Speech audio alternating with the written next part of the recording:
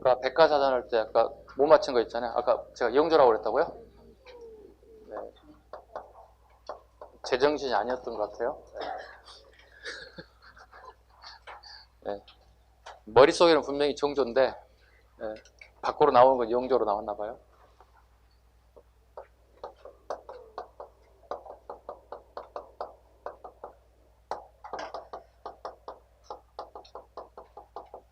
이게 먼저 제작돼요. 네. 청나라에서 이게 먼저 제작이 됩니다. 먼저 제작이 됐고요. 그 다음에 이걸 보완한 겁니다. 고금도수통을 보완해서 만든 게 사고전서입니다. 백과사전 수입사라는 걸 꼭 기억하셔야 됩니다. 구분하셔야 돼요. 수입사인지 수입사가 아닌 걸 끊임없이 물어볼 거거든요. 정조의 저서가 꽤 많잖아요. 그죠? 네, 많은 것 중에 이 두 가지 책은 수입서입니다. 정확하게. 이렇게 오셔도 돼요. 고사 또는 사고 이렇게 하셔도 돼요. 앞글자 따서 헷갈릴 걸 대비해서. 제가 이것만 적어드렸는데 이걸 기억할 수 있겠지 하고 했는데 전혀 여러분들이 기억에서 멀어져 있었더라고요. 저만 기억하고 있고 여러분은 전혀 기억을 못하고 있었던 것 같아요. 자, 이제 의학서 가도록 할까요? 136쪽 한번 볼까요? 네. 이건 우리 수업, 이런 시간에 수없이 했던 내용이 또 반복되고 있습니다.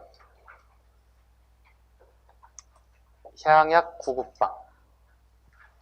향약 구급방 1236년 최후 정권 시기에 고려 후기에 우리나라 최초의 의서라 볼 수 있겠습니다. 136쪽입니다. 그 다음에 15세기 향약 재생 집성방 몇 글자인가요? 7글자 정정. 그 의학서 제목을 다 몰라도 풀어낼 수 있다고 순서를 물어본다. 7글자, 6글자, 5글자, 4글자로 내려오라고요. 그 다음에 세종대왕 향약 채취 원령. 향약이라는 단어가 들어가면 전부 다 우리 의서라는 뜻이야. 우리 고을에, 우리 마을에서 생산되는 약재를 쓴다는 거예요. 중국에서 쓰는 약재를 사용하지 않는다는 얘기. 중국의 약재를 뭐라고 부른다고 그랬어요? 당약 또는 당제라고 부른다고요. 당약 또는 당제를 사용하지 않고 향약을 쓴다는 얘기는 다 우리 의학서라고 보시면 돼요.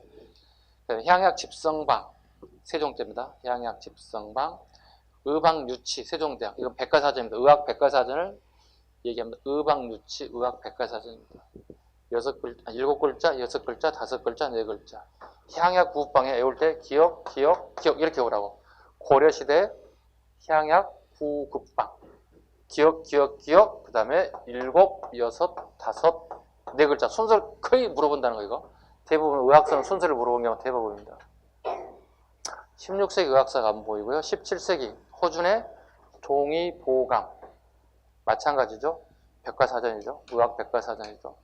허준의 동의보감. 아까 이거 누가 디스했다고 그랬지?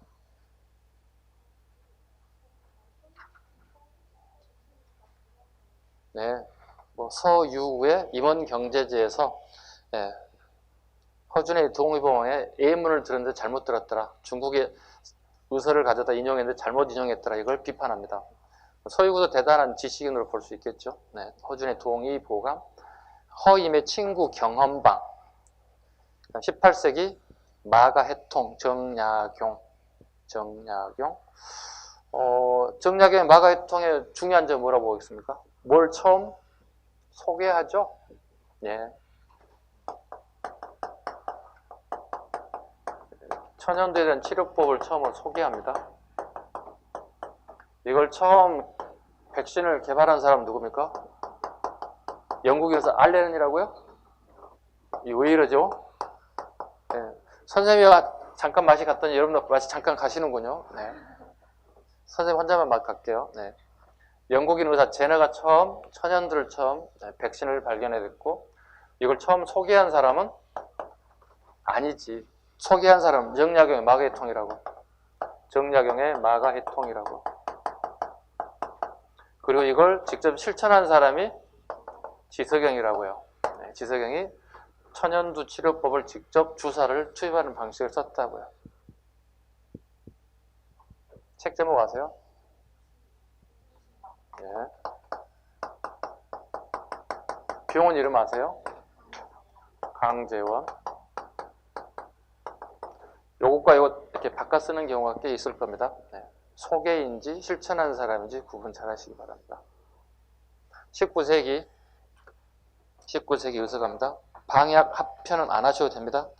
가끔 7급에 나옵니다. 7급 하는 사람만 잡으세요. 9급 하는 사람은 그냥 X 해버리세요. 네. 근데 9급에 나오면 어떡하지? 선생님은 책임 안 진다는 것. 왜? 책임이 써놨기 때문에. 네. 방송을 들이밀고 하지 말라 했잖아요. 안 통해. 자, 동의수세보원 이재마. 동의수세보원 이재마. 사상의학이라고 합니다. 사람의 몸을 네 가지로 구분했죠. 이 정도 다 아시겠죠? 태양인, 태음인, 소양인, 소음인. 이렇게 사람의 몸을 네 가지로 나누어서 체질이 맞게끔 처방을 해야 된다. 이걸 사상의학이라고 합니다. 이재마의 동의수세보원입니다. 137쪽의 문제 1번 풀도록 합니다. 다음 의학이론을 담고 있는 서적은 무언가요? 그랬습니다. 사람의 체질 태양, 태음, 소양, 소민 안 풀어도 되겠네요. 동의, 수세, 보원입니다. 넘기지 마세요. 네, 7급 하는 사람 대비해 줘야 됩니다. 자, 오답 부분에 보시죠. 방약 합편 보시죠. 고종 때 의학자 항도연의 유언에 따라 아들 항필수가 간행한 의서입니다. 약물의 이름을 한글로 표기했다는 게 중요합니다. 약물의 이름을 한글로 표기했다. 즉 대중화에 기여했다 보시면 되겠죠. 병약 합편 7급 하는 사람은 기초적으로 꼭 잡아야 돼요. 9급에 나올 확률은 적지만 7급은 기본으로 잡아야 돼. 자, 18장 글씨를 봅니다. 글씨를 보겠습니다. 자, 139쪽에 좌측에 있는 건 강의투장 비문 내용입니다. 강의투장 비문 내용입니다. 국내성에 있고요. 장수왕 414년에 만들었고 1775자의 A서체입니다. 이와 같은 글씨체를 A서체라고 합니다. 장수왕이 만들었습니다. 장수왕은 이거 말고 비석을 하나 더 만들었죠. 중원, 고구려비 또는 충주, 고구려비는 두 사람이, 한 사람이 다 만들었어요. 그죠? 특이한 케이스죠. 자, 글씨 보도록 할까요? 고구려 강개투장 비문, 그럼 통일신라 중대 김인문, 통일신라 대 김생은 체크해야 되겠죠? 김생. 김생이 주로 김생의 글씨에 주로 남아있는 데는 어디에 남아있습니까? 주로 비문에 남아있습니다. 비석에 쓴 글자가 주로 남아있습니다. 네. 이걸 고려시대에 책으로 엮었죠. 이분이 쓴 여러가지 비석들이 책을 탁본떠 다 만들었다고요. 책 제목? 집자 비문. 글자를 다 모았다. 비석에 써있는 글자를 다 모았다. 집자 비문. 집자 비문. 신라시대에 쓰였던 그 글을 고려시대에 다시 모아놓은 집자 비문 정도 체크하겠습니다. 고려시대 전기 구양순체, 후기 조명부체. 이건 선택지 지문을 끊임없이 나온 거. 이렇게 잡으면 되겠죠. 구양순체, 조명부체 또는 송설체. 즉 기역, 지읒 잡으시면 되겠죠. 한글 자음 가지고 이렇게 풀어낼 수 있어요. 전개, 후기 두 가지만 나오면 되는 거니까. 가끔 이렇게 바꾸는 경우가 있잖아요. 그죠? 우리가 구양순체를 알아서 뭐 할 거고 조명부체를 알아서 뭐 하겠어요. 시험 문제 푸는 요령밖에 필요가 없는 거잖아요. 글씨 잘 쓴 애들이 있어. 이 정도만 하면 되겠죠. 구양순, 조명부체 정도 잡으면 되겠습니다. 다시 조선시대 15세기에 왕이지체가 또 유명해집니다. 왕이지체 밑에 그림 보시죠. 왕이지체 천자문 내용입니다. 잘 쓴 글씨인데 초보자가 쓰기는 좀 어려운 글자들이죠. 16세기 석봉체 아까 석봉의 본명이 뭐라고 그랬어요? 한호. 석봉체라면 이게 천자문체입니다. 굉장히 어린아이들이 천자문을 처음 띌 때 아주 정교하게 정확하게 쓰는 글씨를 갖다가 석봉체라고 합니다. 특히 왕이지체를 또 잘 썼다고 소문이 나 있고요. 18세기에 동국진체 이광사입니다. 원교체라고 합니다. 이광사의 호가 원교입니다. 18세기를 대표하는 인물이 원교체입니다. 근데 그 동시대에 겹치는 시대, 그러니까 원교는 나이를 많이 드셨고 추사는 이제 막 19세기 시작된 젊은 소장학파인데 추사 김정희가 동국진체를 쓴 원교 이광사를 디스합니다. 그러고 난 다음에 김정희가 제주도 유배를 가고, 제주도 유배 갔다 오고 난 다음에 원교에게 사과하기 위해서 전주까지 찾아가자면 배울 수가 없었고, 대신에 간판을 다시 원교가 쓴 글자로 다시 다 바꿔서 나왔던 정도로 원교가 그만큼 유명한 인사이기도 했습니다. 자, 동국친차 한번 보실까요? 해남 대흥사에 가면 대웅보전의 시험판이 이게 원교체의 대표적인 내용이라고 보시면 되겠습니다. 그렇다면 오른쪽 추사체 글씨 한번 봐보시죠. 초이선사가 제주도 유배 시기에 유일하게 친구가 초이선사입니다. 스님입니다. 해남 대흥사의 주지 스님이었는데 그 유명한 초이선사의 글씨 써준 걸 보시죠. 이게 추사체입니다. 그럼 추사체는 이렇게 쓰는 거냐? 아닙니다. 지가 쓰면 추사체입니다. 즉 김정희가 쓰면 추사체라고요. 특정한 글씨체가 없습니다. 김정희 추사체는 김정희가 쓰면 추사체입니다. 어떤 경우는 상형문자처럼 되는 거고, 어떤 경우는 정자로 쓰는 경우도 있고, 어떤 경우는 막 이렇게 예서체로 쓰는 경우도 있고, 여러 가지 글씨체를 가지고 있는데 자기만 가지고 난 특별한 글씨체를 쓰고 있습니다. 그래서 이걸 추사체라고 얘기합니다. 됐죠? 추사체. 추사에 다른 호를 쓰는 건 뭐라고 불렀어요? 완당도 잡아야 돼. 완당 김정희.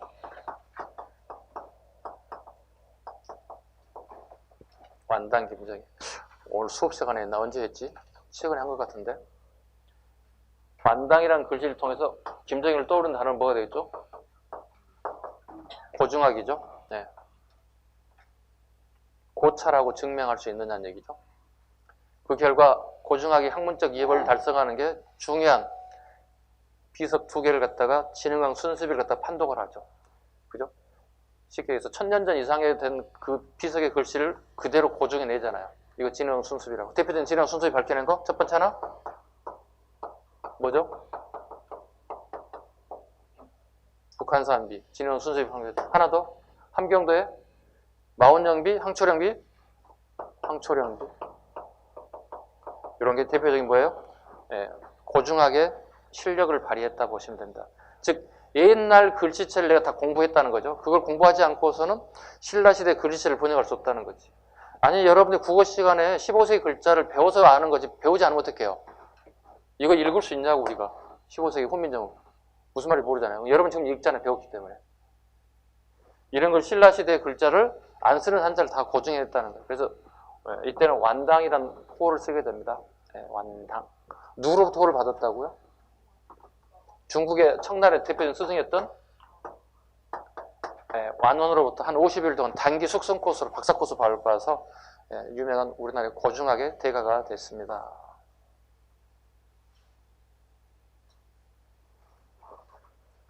그림 가겠습니다. 141쪽 그림 보죠. 고구려 사신도의 무용총회, 사신도 무용총회, 사신도 청룡 백호 주작 현무 그림 그려져 있고요. 그 다음에 무용총회 수렵도, 무용도, 수산리 강서고분, 여인도, 수산리 강서고분의 여인도, 그 다음에 씨름도, 씨름도를 아까 뭐라고 그랬죠?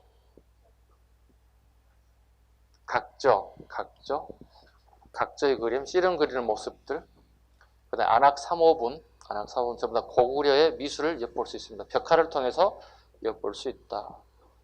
신라의 그림 솜씨는 뭐가 있습니까? 천마도. 그 다음에 어숙의 벽화에서 모습을 볼 수 있다 정도. 그 다음에 고려시대의 그림, 정기의 이령 또는 이영이라고도 합니다. 주문법칙에 따라서. 인종 때 예성 강도가 기록만 남아 있습니다. 전해지지 않습니다. 후기 갈까요? 후기 천산대렵도 공민왕입니다. 천산대렵도 북종화의 영향을 받았다. 북종화란 색깔이 화려하고 간결한 맛을 보이는 그림을 북종화라고 하고요. 북종화는 전문 하원이 그리는 것처럼 잘 그리는 그림을 북종화라고 합니다. 북종화의 반대 뭐예요 그러면? 남종화. 남종화는 누가 그린다고 그랬어요? 사대부들이. 주로 사대부들이. 몇 세기에 우리나라에 남종화가 유행해집니까? 객관식으로 해야 되는가? 15세기, 16세기, 17세기, 18세기?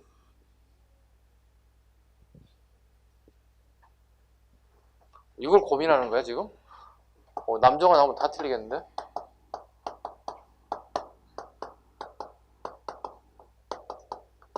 북하라고도 하고 남하라고도 줄여서 이렇게 할 수도 있어요. 북종화, 남종화, 북하. 이건 전문 하원이 그리는 그림이에요. 이건 주로 이제 양반 사대부들이 주로 그리는 그림을 갖다가 남종하다 이렇게 합니다. 그림은 누가 더 훨씬 더 잘 그릴 것 같아요? 그죠? 얘들이 훨씬 더 잘 그린다 봐야죠. 전문적인 그렸으니까. 이게 이제 우리나라에 남아있는 게 이제 지금 현재 지금 얘기했던 공민왕의 그림이 여기 남아있다고요. 이건 우리 17세기 김명국에 의해서 처음으로 퍼져 나온다고요. 김명국의 달마도를 통해서 김명국이 17세기 달마도를 그리는 남종화가 히트치게 된 배경에는 중국의 영향을 받아야겠죠. 중국 한족들이 지금 현재 독립운동한다고요. 중국 한족들이 누구로부터 멀어지게 독립하겠다는 거죠? 청으로부터 지배를 벗어나겠다고 하는 독립운동이 시작된다고. 이때 17세기 한족들이 주로 그리는 게 뭐란 얘기예요? 남종화라고요. 남종화입니다. 됐죠? 17세기의 남종화와 북종화 같은 모든 걸 전부 다 섭렵하신 분이 19세기에 등장한다고, 우리나라에. 이게 장승업이야, 이제. 온 장승업 같은 인물들이 이제 중국의 합본을 그냥 그대로 싹 흡입하죠, 이런 것들이.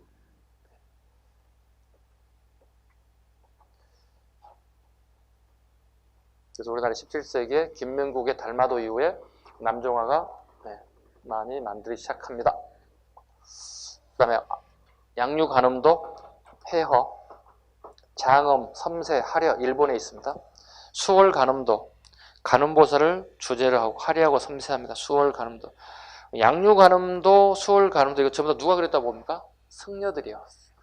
승려 화가들이 주로 그렸다 보시면 돼요. 양류간음도, 수월간음도. 이거 되게 큰 그림이에요. 이걸 탱화라고도 해요. 탱화. 걸개 그림이에요. 이게. 큰 그림을 이렇게 걸개, 느릿느릿해서 걸개 그림이라고 하면 탱화들을 주로 승려화가들이 주로 많이 그렸다 보시면 되겠습니다. 자, 이제 시험에 잘 나오는 조선시대로 갑니다. 조선시대 그림 보도록 하겠습니다. 15세기에 몽유도원도, 안견이 안 보고 그렸습니다. 누구의 꿈 얘기를? 안평대원 꿈 얘기를 안 보고 그렸다. 고사 안평대원의 꿈 얘기, 몽유도원도,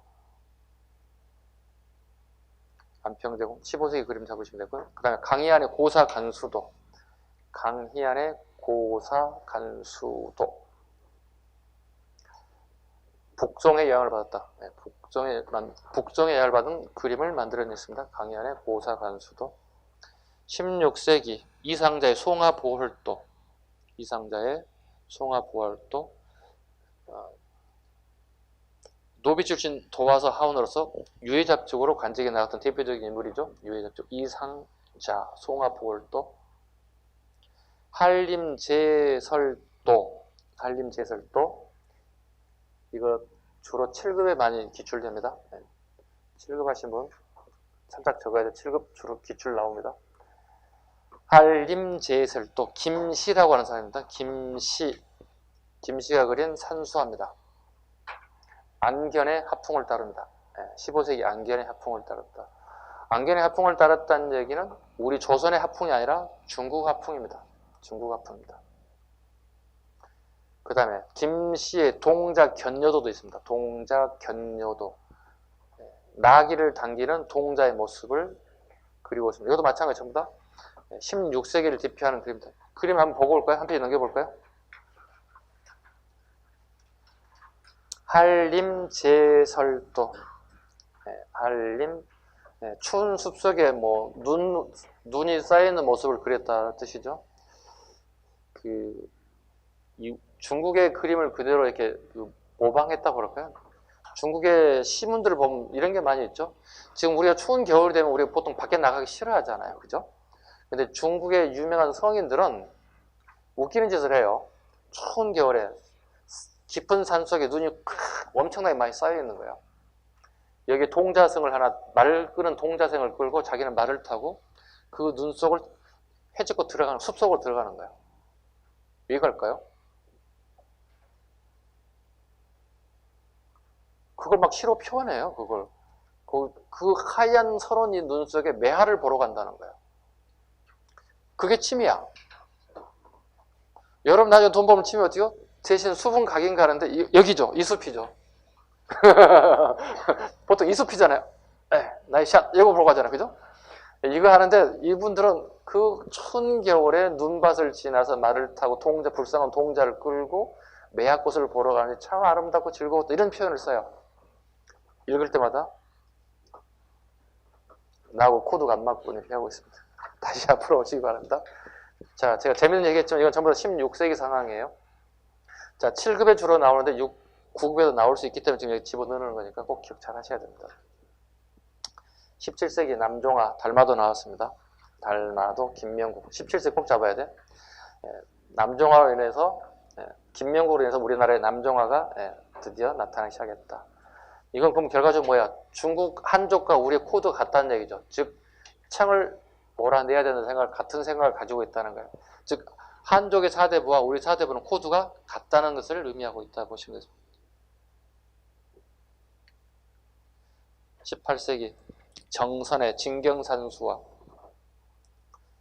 진경산수화란 무엇일까요? 물어본다면 대부분 사람들이, 제가 수업을 안 들으신 분들은 실제 모습을 똑같이 그린 걸 진경산수화를 하죠? 이렇게 얘기하는 경우가 있는데 그건 실경산수화예요.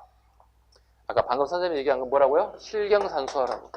실제 경치를 똑같이 그리는 것은 이건 실경산수화라고 불러요.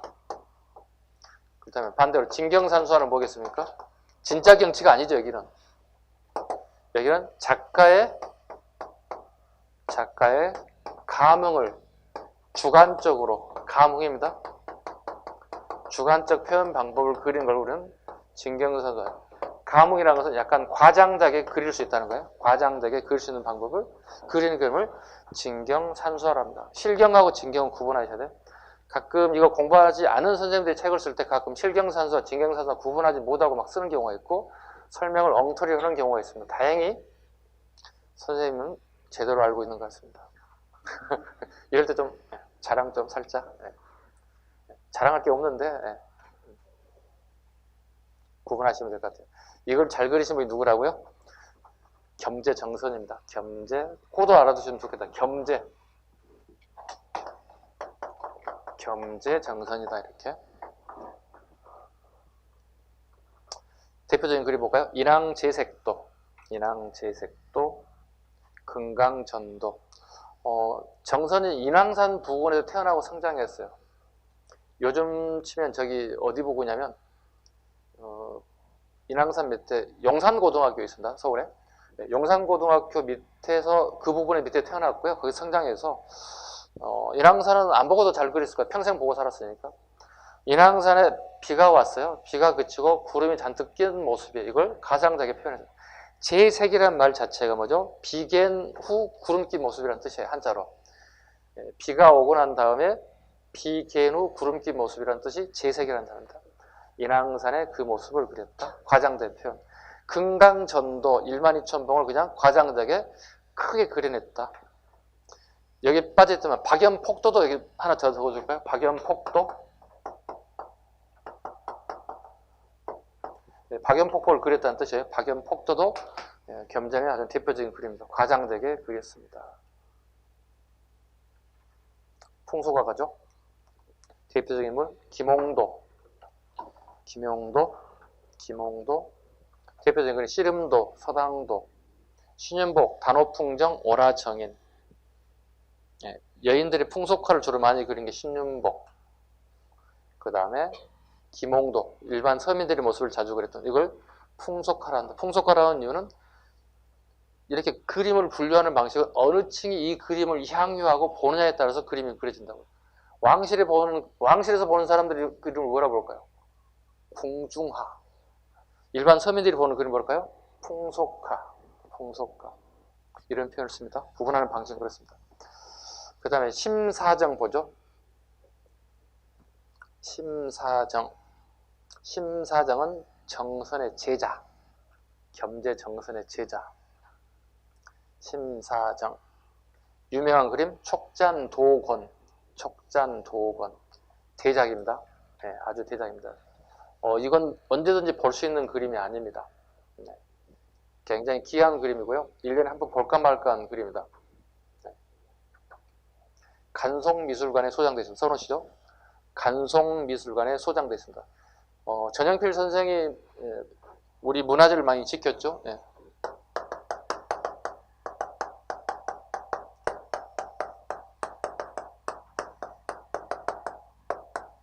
이건 1년에 2번 정도, 춘추, 봄과 가을에 2번 정도 일반인에게 공개하는 아주 대표적인 미술관입니다. 이렇게 하는 이유는 일반인에게 보이게 한 미술관을 운영한 게 아니라 전영필의 유지를 받들여서 보관을 잘하는 미술관으로 만들었어요. 그래서 1년에 2번 정도만 일반인에게 개방하기 때문에 이거 개방하는 날짜가 공지되면 전국에 관심 있는 모든 사람들이 맛집에 줄 서서 그냥 줄 쫙 서 있습니다. 촉잔도구는 그냥 개방할 때 무조건 볼 수 있는 그림이 아니고 그때 리스트를 보고 있다면 선생님이 이제 막 달려가죠. 선생님 줄 서야 돼. 줄 서야 됩니다. 촉잔도구입니다. 촉잔도군이란 이 나라 총나라 오나라 삼국시대에 중국 삼국시대에 총나라로 가는 길이란 뜻입니다. 촉잔도라는 것은. 왜? 총나라로 가는 길이 되게 아름다워요. 그 아름다운 풍경을 아주 저 벽 끝에서부터 저 벽 끝에까지 그 큰 그림, 요거 더 길어져. 저 끝에 이거 더 길입니다. 여기서 저 끝에까지 되겠네요. 가로가 아니라 세로로. 저 끝에서 여기까지, 학원 저 끝 벽에서 이 정도까지 오게 되겠습니다. 이게 촉잔도군입니다.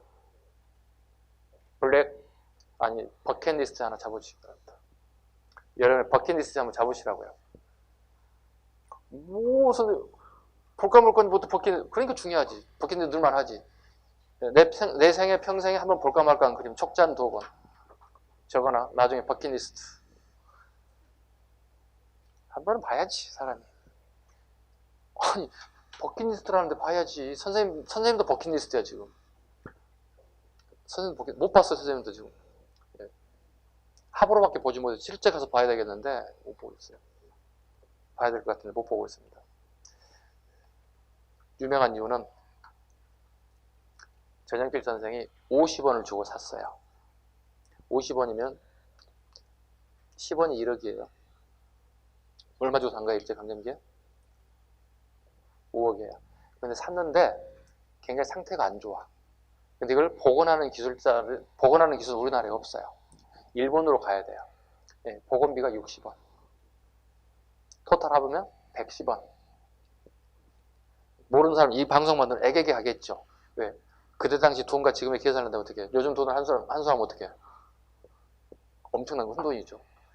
이게 이제 간송의 이제 가장 특징 중에 하나가 우리 문화재를 지킴이 역할을 하겠다는 거예요. 일본을 빠져나가는 부분을 더 비싼 가격에 사서 우리가 잘 지키겠다는 거예요.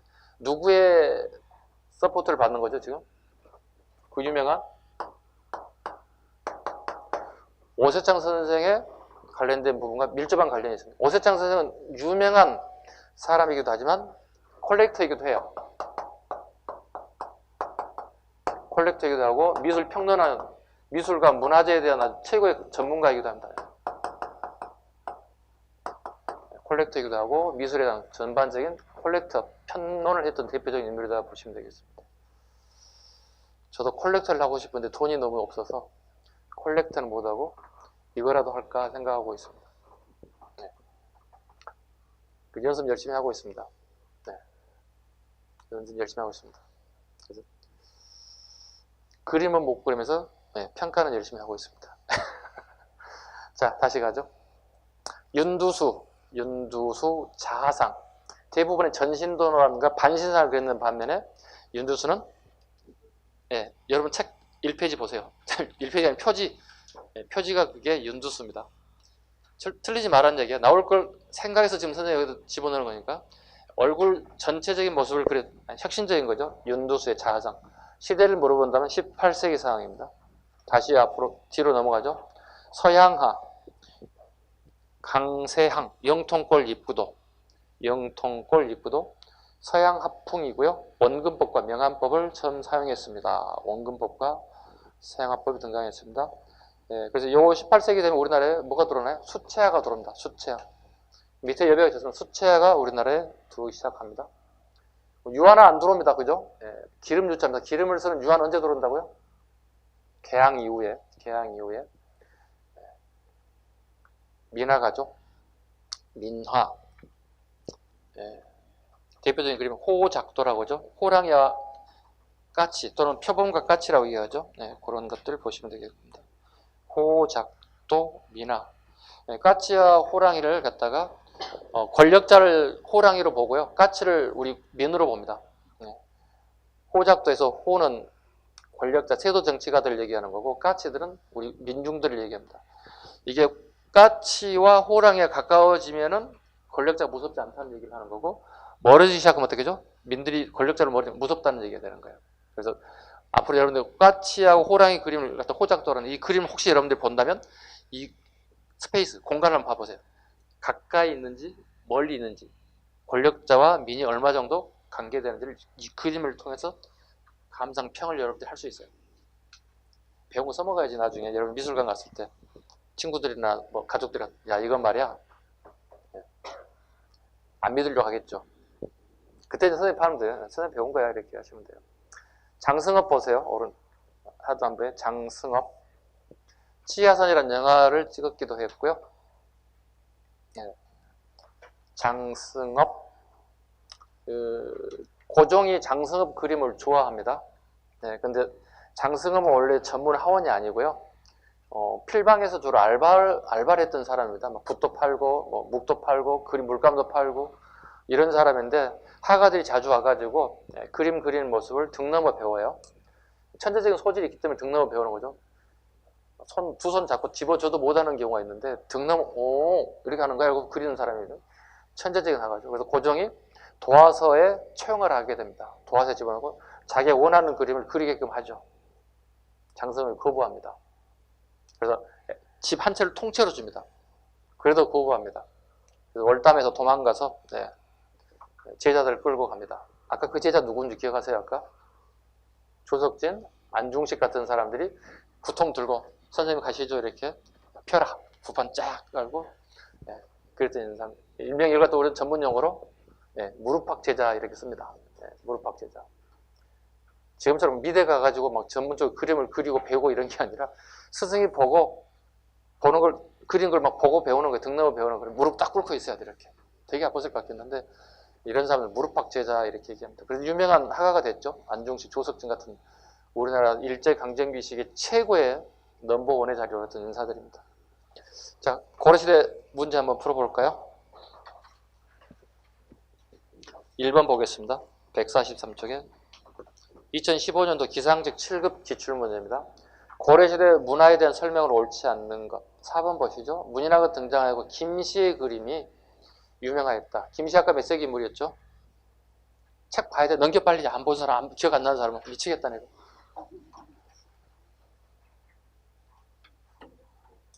몇 세기? 16세기. 예. 이해합니다. 예. 어떡할까? 이해 안 하면 뭐. 자, 2번은 여러분이 풀어봐 주시고. 문제 2번 볼까요? 조선시대 미술에 대한 설명을 적절하지 않는 것. 18세기 중국 화풍을 배격하고 X. 배격 안 합니다. 아까도 얘기했잖아요. 남종화, 북종화 기법을 다 받아들인다고. 우리 고유한 자연과 풍속을 잇는 그대로 묘사한 진경산수 화풍이 등장하였으며 정선은 진경산수의 대가로 금강전도, 인왕제소 등을 그렸습니다. 아까 얘기했잖아요. 18세기의 화가들은 남종화, 북종화를 다 받아들입니다. 배격한 게 아닙니다. 꼭 잡으셔야 됩니다. 네. 2번, 3번, 4번은 그대로 읽어주시면 되겠습니다. 3번 가죠. 조선 후기 미술에 대한 설명을 옳지 않는 것. 김정희는 우리의 정수와 개성을 추구하는 단아한 글씨의 동국진체를 완성하였다. 동국진체는 누구라고요? 또 넘겨야 되는 거예요? 이광사.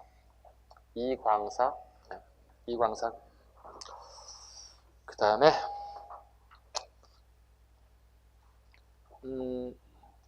145쪽에 문제 5번 하나 보겠습니다. 문제 5번.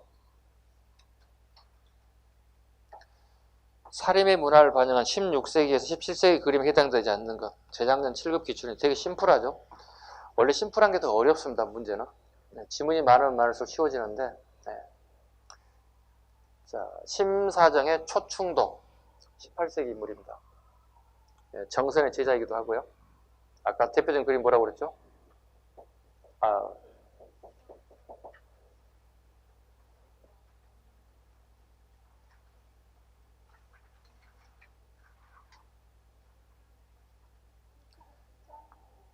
그냥 넘기지만 하고 해설 달아놨는데 이렇게 어렵게 공부하지?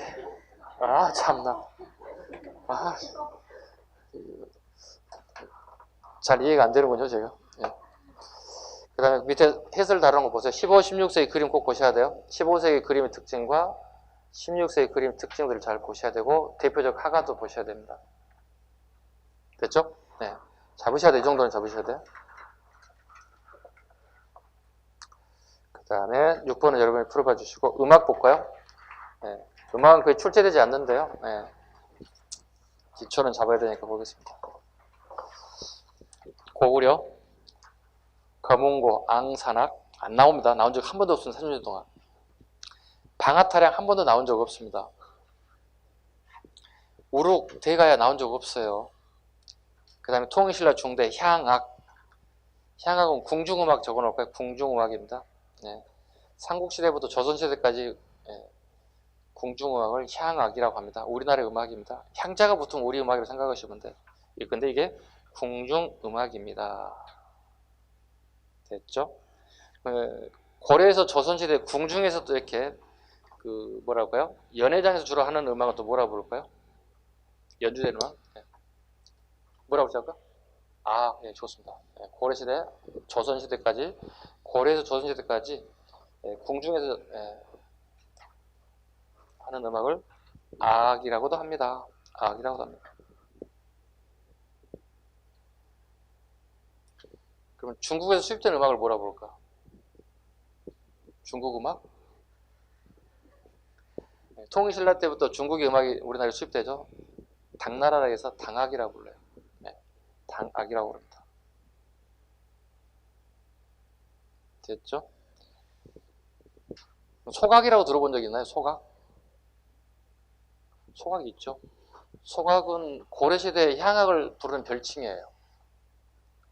속았다, 속악. 네, 고려시대 향악을 부르는 다른 별칭을 궁중음악이 시켜요. 소각도 고려의 향악을 다르게 부르는 이름을 속악이라고 불러요. 향악을. 구분 안 돼요? 할 수 없죠. 구분 안 되면 할 수 없는 거예요. 뭐. 음악 나오지도 않는데 뭐 굳이 내가 설명할 이유가 없는데. 왜냐면 여러분 이게 음악 하다 보면 계속 비슷한 단어가 계속 나온다고요. 헷갈린다고요. 자, 다시 한번 해봐요. 복습. 다시 잡아야 돼. 자, 통일신라 시대 중대 대표 음악을 부른다고요? 향악. 이건 삼국시대부터 조선시대까지 불렸던 음악을, 궁중음악을 향악이라고 한다고요. 이 고려시대 이 향악을 다른 부른 별칭이 있다고 뭐라고 한다고요? 속악이라고 한다고요. 속악. 그다음 향악은 뭐라고요? 우리 음악을 얘기한다고요. 악은 뭐라고요? 고려에서 조선시대 궁중에서 연주된 음악을 갖다가 악이라 한다고요. 궁중음악을 얘기한다고요. 그 다음에 통일신라 때 들어왔던 중국 음악을 뭐라 한다고요? 당악이라 한다고요. 듣고도 모르겠죠? 더 이상 이제 방법이 없어요. 고려시대 가죠? 이거 안 해도 되겠죠? 이미 해버렸네. 조선시대 15세기 종묘제례약. 종묘에서 제례를 지낼 때 죄송합니다. 악이라고 했네요. 악으로 좀 수정해 줄래요? 종묘제례 악입니다.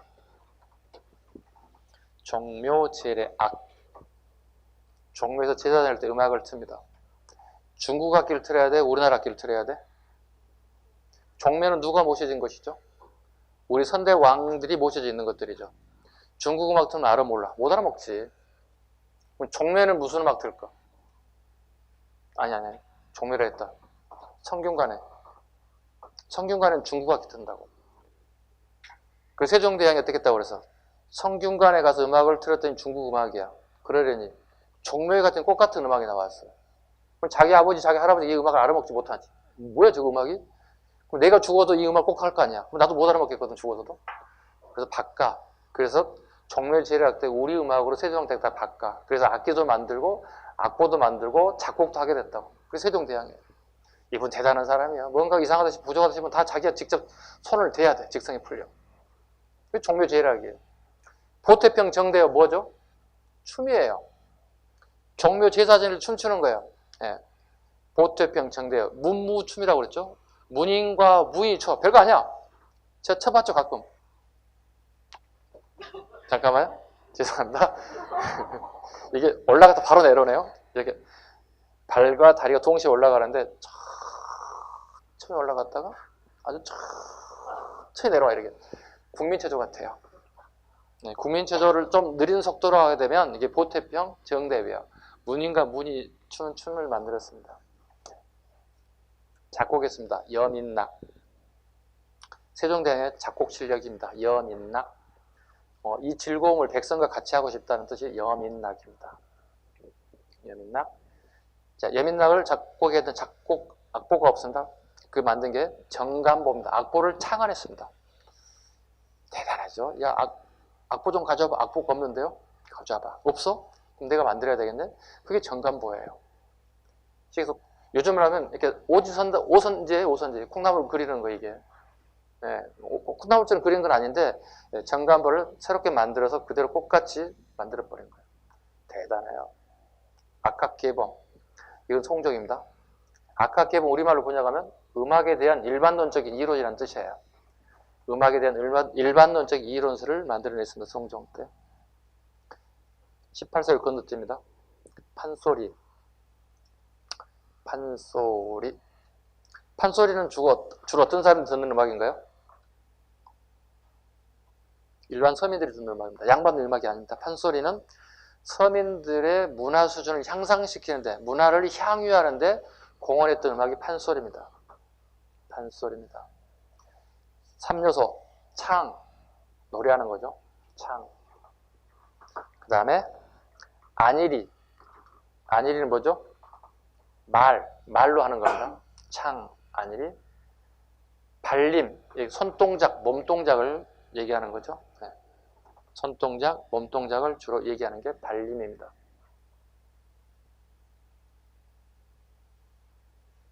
그렇죠? 그 다음에 잡가가죠. 잡가.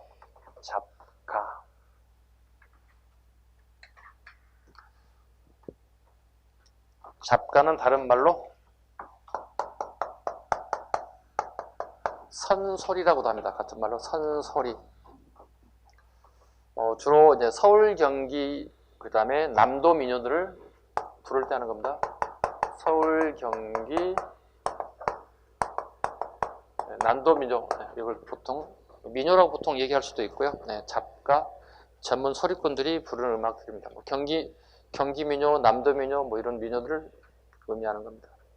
네, 전문 소리꾼들이 부르는 노래 잡가라고 보겠습니다. 그 다음에 문제는 여러분 푸세요. 네. 지도가죠. 지도가겠습니다. 조선시대 15세기. 다행이죠. 조선시대 지도가 나오니까, 그죠? 혼일, 강리, 역대국조 지도. 네. 태종 때 우리나라에 들어왔습니다. 이거 언제 만들어진 거예요?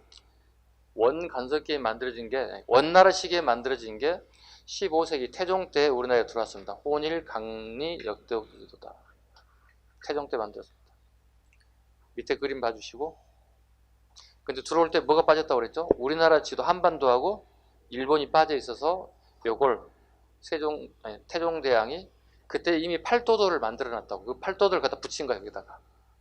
그 밑에 팔도도가 있죠. 태종 때 우리나라의 지방행정구역을 팔도로 나눴다고. 팔도를 나눴기 때문에 팔도도를 그렸고요, 태종이. 그리고 그 팔도도를 혼일, 강내, 역덕 지도에다 삽입했다고 보시면 되고요. 단 여기에는 미국 없습니다. 미국은 아직 발견되기 전이기 때문에 세계 지도에 미국은 빠져 있습니다. 대신에 일본은 사이즈가 우리보다 훨씬 더 작게 나와 있습니다. 훨씬 우리보다 더 크죠? 나라의 규모로 본다면. 그런 특징을 가지고 있습니다. 16세기 조선 방역지도, 명종 때 조선 방역지도 밑에 보시죠? 도별로 색깔로 구분했습니다. 여기 지금 죄송합니다. 흑백이라서요. 색깔이 있는 걸로 하세요, 그냥. 네. 상상성의 조선방역지도는 색깔로 표시해놨습니다. 왜 표시한 줄 아세요? 공문을 받아들이는데 그 공문의 색깔을 갖다 표시하는 거예요, 이게. 네. 색은 받아들이기 표기한 거죠. 17세기 고려망국 전도. 이거 던져주고 시대를 물어봅니다. 고려망국 전도 선조입니다. 그 다음에 18세기 정상기의 동국지도. 그 동국지도는 두 개가 있다고 분명히 수업 시간에 말씀드렸죠. 오류가 많이 발생할 수 있기 때문에 같은 지도는 똑같이 앞에 저자를 얘기하는 수밖에 없습니다.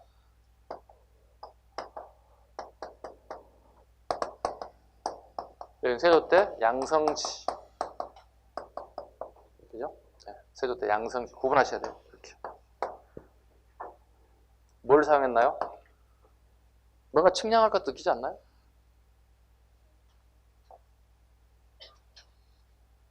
기구를 사용할 거 아니에요. 그 기구가 뭐냐고. 아니 세조 때 다 세종대왕인데 이 두 개는 세조라고 딱 구분하라고 그랬잖아요. 네, 구분하세요. 구분하세요. 인지 규형입니다. 이거 구분하세요. 인지의 규형.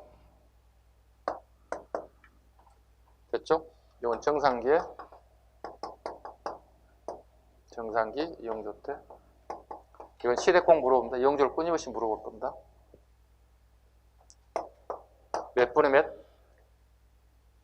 100분의 1 축척도라고요. 네. 100분의 1 축척도. 점 하나와 하나 사이를 몇 리로 본다는 거죠? 100리로 본다는. 몇 킬로 적으면 100리면? 10리가 4킬로니까 40km죠. 정확해요, 부정확해요? 부정하지. 여러분 차 운전할 때 내비 찍고 10m 앞에서 막 안내해주잖아요. 10m 넘어서 안내하면 어떻게 해? 선생님 막 욕한다? 이런 쌍놈의 새끼가 길을 지도를 똑바로 안내하면 못하냐고. 네.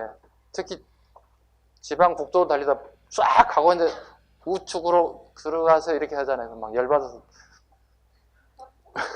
선생님 혼자 하나 막 욕하고 있어. 네. 근데 가족이 타면 욕을 못 하겠더라고. 그죠? 네. 가족이 타면 욕을 못 하겠어요. 듣는 사람 모습 막 쌍욕에 막 풀려, 화가 풀려. 왜? 한 바퀴 훅 갔다가 다시 돌아와야 되잖아요. 다시 빠져들어야 되잖아요.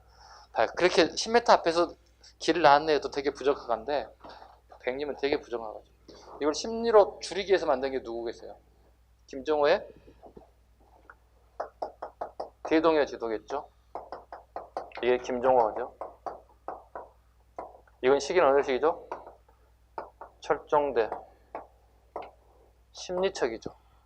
심리척은 4km마다 하나씩. 자, 예를 들어서 내가 뭐 서울에서 인천을 간다. 점이 딱 하나 있다. 김정호의 대동여지를 본다면 4km 안쪽에 있다는 얘기가 되는 거죠. 근데 4km는 아니겠지만 그래서 100리척에 비해서 훨씬 더 정확하죠.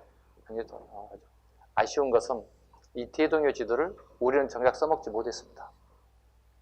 일본 애들이 이걸 입수해서 훗날 우리나라 침공 안에 써먹었던 게 대동여 지도입니다. 되게 안타까운 지도 중에 하나가 대동여 지도다 보시면 되겠습니다. 그 다음에 다 됐죠? 한 페이지 넘겨보시고요. 한 페이지 넘겨보시고요. 1번, 2번 문제 여러분이 같이 푸시면 돼요. 네, 제가 풀지 않겠습니다. 잘못해서 세세를 안 달아야 돼요. 다 풀어줄 텐데 세세를 달하는 관계로. 자, 마지막 테마 21 챕터가 왔습니다. 지리지입니다. 마지막 챕터입니다. 쉬지 않고 끝내겠습니다. 네, 다행입니다. 마지막에 이렇게 짧게 끝내서 다행입니다. 아니 여러분 희망상이잖아. 빨리 보내주는 게 희망상이잖아. 네, 피곤해요. 빨리 가서 쉬고 싶어요. 막 이러시잖아요. 요 한 페이지 가지고 1시간 넘게 하면 욕할 것 같고 10분 안 적고 끝나요. 자, 15세기 가겠습니다. 네. 팔도 지리지 15세기 태종 때 명에서 네, 세종 때 완성했습니다. 세종실록 지리지는 책이라는 거 알고 가야 됩니다. 지도가 아닙니다. 지도가 지도고 지리지는 인문지리에서 책이에요. 가끔 이걸 이해 못하는 사람이 있어서 가끔 내 택리지예요 이게 막 이렇게 설명하거든요. 네. 자, 세종실록 지리지 단종 때 왜 단종 때 세종실록 지리지가 만들어져야 되나요? 네, 세종대왕이 서거하고 그의 아들 때, 문종 때 뭘 만들겠습니까? 실록을 만들겠죠. 그죠? 춘추관에 실록청을 만들고 아버지에 대한 기록을 전부 다 기록할 거거든요. 이게 세종실록 지리지인데 문종이 단명한다고요. 그래서 그 아들 때, 단종 때 가서 이게 완성이 돼. 근데 동시대 세종 때 만들었던 인문지리서를 만드는데 이게 미완성을 계속 넘어서 단종 때 완성돼.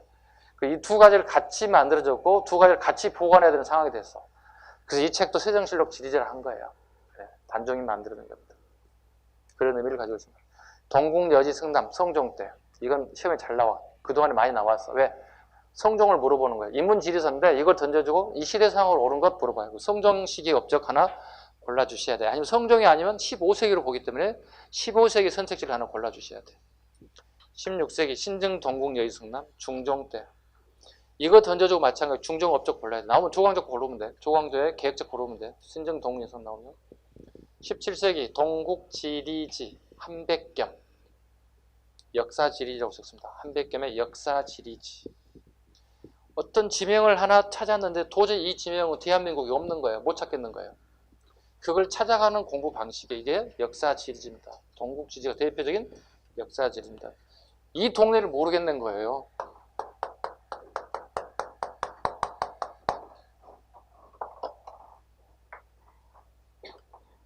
자사는 지방간을 얘기하는 거예요. 고구려 시대에 지방간을 갖다가 자사라고 불러요. 유주는 지명이거든요. 이걸 모르겠는 거예요. 그래서 한백기 미치는 거예요. 뭐지? 온갖 책을 다 뒤져보는 거예요. 찾아봤더니 유주가 어디였다고요? 오늘날에 북경이었다는 거야. 베이징이었다는 거야.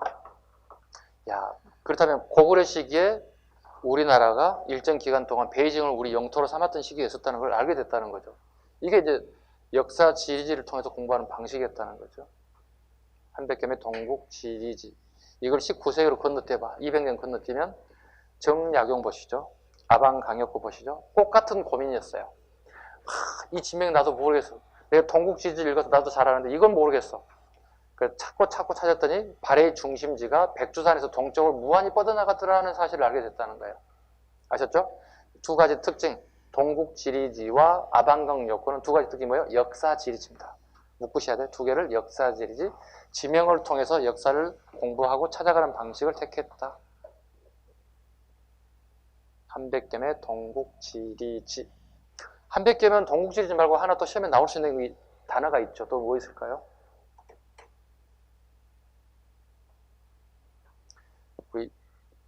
이 야간반에는 역사에 고수들이 많이 있는 것 같은데, 역사 공부에 고수들이 많이 모이는 것 같아요. 한백겸 하면 떠오르는 단어가 하나 더 있어야 된다고. 뭐가 있을까요? 고수님들 얘기해 주시죠. 한백겸 떠오르는 단어 확 있어야 되는데. 한 번에 딱 떠오르지 않으면 안 떠오르는 거예요. 끝나는 거예요, 이게. 네. 대동법 건의. 누구에게? 한백겸이 누구에게 대동법을 건의하죠? 빨리 얘기해. 고수님들? 큰일 났어. 고수님들 오늘 침묵 시위하는 것 같습니다.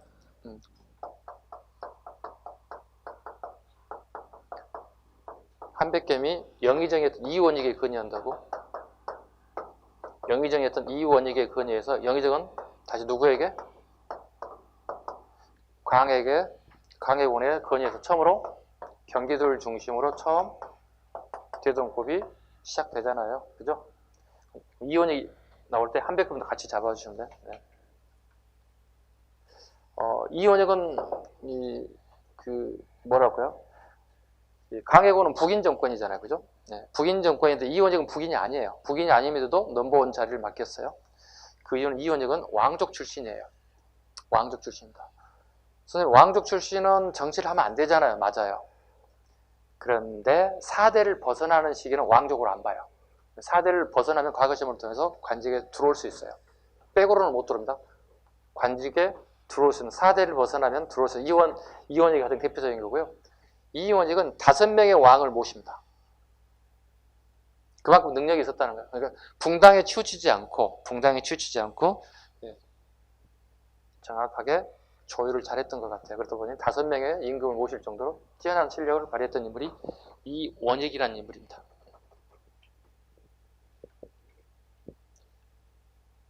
그 다음에 18세기 택리지 이중환 영조입니다. 택리지를 물어본 시대를 물어본 다음에 영조를 물어볼 거고요. 택리를 다른 표현으로 복고총론이랍니다. 복받을 복복자, 그 다음에 주거할 때 기거할 것자.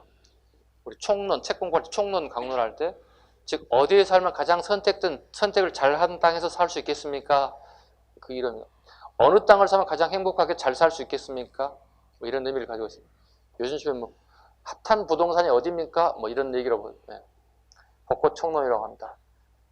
봤더니 자기가 봤더니 결론은 이 지역이 가장 살기 좋은 동네에다 딱 결론을 냈거든요.